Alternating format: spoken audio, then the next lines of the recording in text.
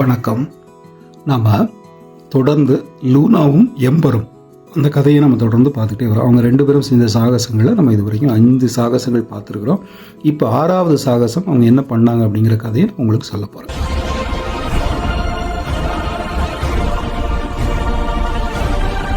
கதையை ஆரம்பிப்போமா? 2 பேரும் என்ன பண்ணாங்க? முந்தைய கதையில் நம்ம என்ன பார்த்தோம்? அந்த கனவு நெய்பவர் இருக்காங்கல்ல, கனவு நெய்பவருக்கு உதவி செஞ்சுட்டு வந்திருந்தாங்க. அப்போ அந்த கனவு நெய்பவர் அவங்களுக்கு ஒரு கனவு மரத்தின் விதையை கொடுத்துருந்தாங்க இல்லையா? அந்த சாகசத்தை பற்றி 2 பேரும் அடிக்கடி பேசிக்கிட்டே வந்து என்ன பண்ணாங்க, சரி நம்ம விதையை ஒரு இடத்துல நட்டு வச்சு எப்படி வளருதுன்னு பார்ப்போம் அப்படின்ட்டு அவங்க ஒரு தோட்டத்தில் மரங்கள் அடர்ந்த இடத்துல தண்ணீர் நிறைஞ்சிருக்கிற ஒரு இடத்துல போய் அந்த விதையை நட்டாங்க. விதையை நட்டுட்டு அந்த விதை வளர்கிற வரைக்கும் ஏதாவது பாடுவோம் அப்படின்ட்டு பாடிக்கிட்டே இருந்தாங்க. பார்த்தா விதை நட்ட உடனே டக்குன்னு வளர்ந்துருச்சு. அது கனவு மரத்தோட விதை இல்லையா? நட்ட உடனே வளர்ந்துருச்சு. அப்படியே கிடுக்கிட்டு அவங்க பார்க்கும்போதே கண்ணுக்கு முன்னாடி வளர்ந்துக்கிட்டே போகுது. 2 பேரும் ஆச்சரியமாக பார்த்துக்கிட்டே இருந்தாங்க. கொஞ்ச நேரத்தில் அது பெரிய மரமாயிருச்சு. மரமானது மட்டும் இல்லை, மரத்துலேருந்து பூத்து குலுங்கி பூவெல்லாம் உதிர ஆரம்பிச்சது. இது பார்த்தோன்னே 2 பேருக்கும் சந்தோஷம் தாங்க முடியல. 2 பேரும் சிரிச்சுக்கிட்டாங்க. பார்த்துட்டு ஐயோ நம்ம வச்ச மரம் எப்படி அதுக்குள்ளே வளர்ந்து பூத்து குலுங்கிருச்சு அப்படின்னு 2 பேருக்கு ஒரே சிரிப்பு. 2 பேரும் குதிச்சுக்கிட்டு ஆடிக்கிட்டு அங்கே எங்கேயுமா போயிட்டு இருந்தாங்க. அப்போது அந்த மரம் பூத்து குலுங்கிச்சுல, பூ இருக்குல்ல, பூ உதிர ஆரம்பிச்சதுல, அந்த பூ உதிரும்போது ஒவ்வொரு இதழ்கள்ல இருந்தும் ஒரு கனவு வெளிப்பட்டது. ஒரு பூ இதழ்ல இருந்து பறக்கிற கோட்டை வெளியே வந்தது. அப்படியே கோட்டை அப்படி பறந்துகிட்டே வந்தது.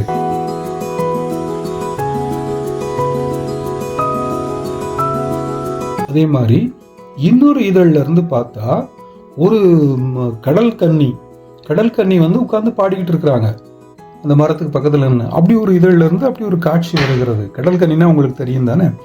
இடுப்புக்கு கீழே மீன் மாதிரி இருக்கும், இடுப்புக்கு மேல பெண் மாதிரி இருப்பாங்க. அது ஒரு கற்பனையான வடிவம். அப்படி வந்து அவங்க பாடிக்கிட்டு இருக்கிறாங்க.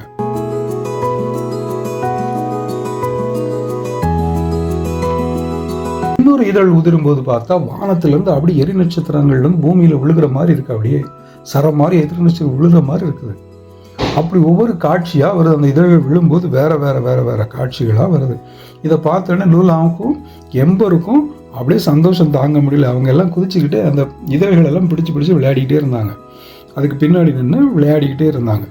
அப்பதான் அவங்களுக்கு தெரிஞ்சது, இந்த இதழ்கள்ல இருந்து வெளியில வருதுல பறக்கிற கோட்டை, இதெல்லாம் இவங்க கனவு கண்டது. லூனாவும் எம்பரும் என்ன கனவு கண்டாங்களோ அந்த கனவுகளைத்தான் அந்த மரம் அந்த இதழ்கள் வழியாக வெளிப்படுத்தியது அப்படிங்கிறத தெரிஞ்சுக்கிட்டாங்க. இப்போ இது மூலமாக 2 பேருக்கு என்ன தெரிஞ்சதுன்னா, தங்களுடைய கனவுகளை ஒருத்தருக்கு ஒருத்தர் தெரிவிச்சுக்கலாம். நான் இந்த கனவு கண்டேன்னா அந்த மரத்துக்கு கீழே வந்து இருந்தால் இவங்க கண்ட கனவு வெளியில் வரும், அதனால அப்படி தெரிஞ்சுக்கலாம் அப்படின்னு ஆச்சு. அதிலிருந்து அவங்களுக்கு அந்த மரத்தடி தான் புனிதமான இடமாயிருச்சு. எப்போவாது அவங்களுக்கு தோணுச்சுன்னா அந்த மரத்தடியில் வந்து உட்காருவாங்க, பேசுவாங்க, விளையாடுவாங்க. அந்த மரத்தடிக்கே எப்போதும் வர ஆரம்பித்தாங்க. இப்படியே இருந்தது. இப்படியே இருக்கும்போது இப்போ 2 பேரும் வளர்ந்துட்டாங்க. சின்ன குழந்தைகளாக இருந்தாங்கல்ல, இப்போ ஒரு 16 வயது பெண்ணாயிட்டா நம்ம லூனா. எம்பரும் பெரிய ஆளாயிடுச்சு, முரட்டு டிராகன் ஆயிடுச்சு. 2 பேரும் வளர்ந்துட்டாங்க. வளர்ந்துட்டு அதுக்கப்புறமா அவங்களுடைய நட்பு ரொம்ப ஸ்ட்ராங் ஆயிடுச்சு 2 பேருக்கு இடையே. இப்படி இருக்கும்போது ஒரு நாள் அந்த மரத்தடியில் உட்காந்து 2 பேரும் பேசிக்கிட்டு இருந்தாங்க. அப்போ லூனா சொன்னா, நான் வந்து நம்மளோட அடுத்த அட்வென்ச்சர் பற்றி யோசிச்சுட்டு இருக்கிறேன் அப்படின்னா. உடனே எம்பருக்கு உற்சாகம் தாங்க முடியல. அப்படியா, என்ன பண்ண போகிறோம் நம்ம 2 பேரும், மனசுக்குள்ளே என்ன இருக்குது சொல்லு அப்படின்னா. அண்ணன் லூனா சிரிச்சுக்கிட்டே சொன்னால், நம்ம வந்து ஒரு கப்பல் கட்டுவோம். அந்த கப்பல் கட்டிட்டு அந்த கப்பலில் நம்ம நட்சத்திரங்களை நோக்கி போவோம் அப்படின்னா.